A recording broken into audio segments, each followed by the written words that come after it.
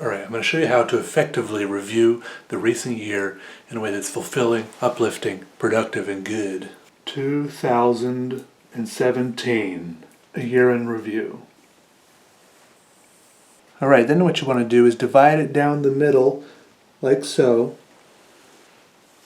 and write good stuff right here, and bad stuff right here at the top of this side. Right, good stuff, bad stuff. And then over here, you write all the good stuff that happened to you. Really dig deep here. Big and little things. Excuse my handwriting, it's not the ideal position.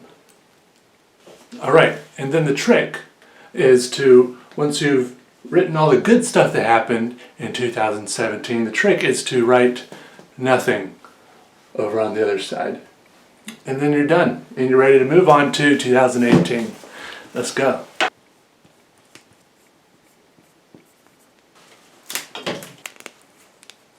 And hello everybody, welcome. It looks like we see here Peter once again sitting in his chair at his desk with a piece of paper and some pen.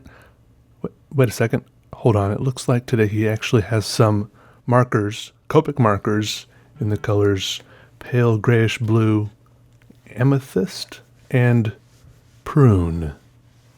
He's going at it pretty good on the paper there, and we're reminded that this is not the type of markers he usually uses. He's most familiar with just a good old ink pen of really any sort on a piece of paper, and I think we'll see him struggle a little bit with these markers, but then pull it out in the end like he always does. He's got only 3 colors of markers here, but he's made sure to remind us that his public stance on this sort of thing is that this is not in any way one of those 3 marker challenges or 3 color challenges. He just happens to be drawing a picture. Nobody knows what of. This guy, he draws things. No one ever knows what it is. To me, what is this? Some sort of alien mothership docking with a booger? And he just says it just happens to be with 3 colors, and they are nicely complementary colors. We will say that. A little background info on Peter.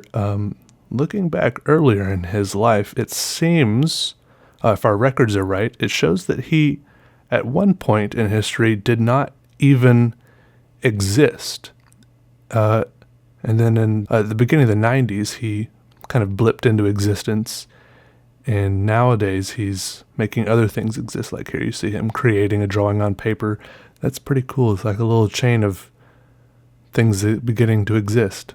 First Peter, well, there were some things before him, we're sure, not quite sure what all exactly, but Peter happened, and then some of his drawings happened. It's funny how that happens. Things happening. All right, back to the drawing here. We see that he has 3 markers, and of course he can only use 1 marker at a time with his drawing style, but he's free to switch back and forth between them as he pleases. He started out doing the bulk of the base layer of the drawing with the prune marker, BVO2. This is the color code. No one's really sure how Copic codes their markers, but I'm sure it makes sense to somebody. Then he went in with a darker purple, the amethyst, put some contrast in, and is doing some low highlights with the pale grayish blue. I think we can see that he's learning quickly here the nature of Copic markers and markers with alcohol-based ink in general, how they really tend to be able to layer up, and he's working with that slowly and building the drawing up that way. As you can see there, it's all on the wrist, but there's a little bit of fingertip action there too, and a little bit from the elbow. He's using both the brush tip and the chisel tip as different situations call for it, and slowly building up the drawing with layering and different shades of these 3 colors. Earlier in the drawing, I think we could all see a quiet desperation in his hands, but now he seems to be settling into it a bit and finding his place in the drawing, which isn't totally uncommon for him.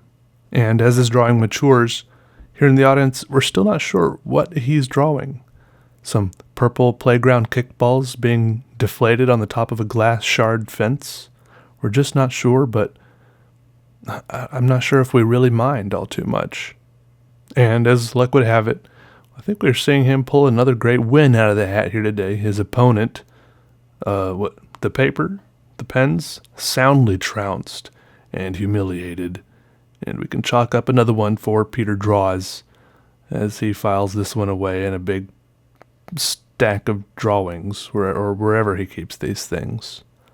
All right, thanks for watching, everybody. Tune in again next time for whatever this was.